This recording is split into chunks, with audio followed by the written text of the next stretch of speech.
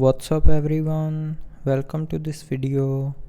In this video I will show you how to use mobile hotspot one-time password on Galaxy S25 Ultra.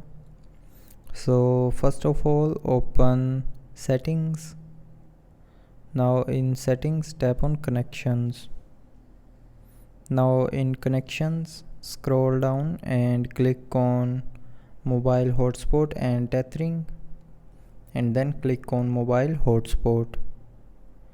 Now here you will see a one-time password option, so tap on this option, and then to use the one-time password, turn on this button on the top, and then it will show a password.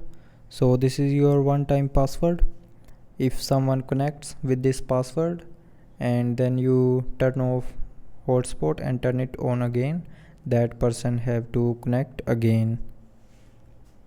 So first you have to enable hotspot, and after that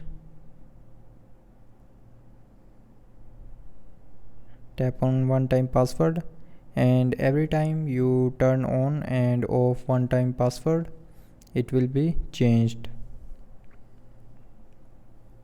So that's how you can use mobile hotspot one-time password in Galaxy S25 Ultra. So I hope you liked the video. Thanks for watching.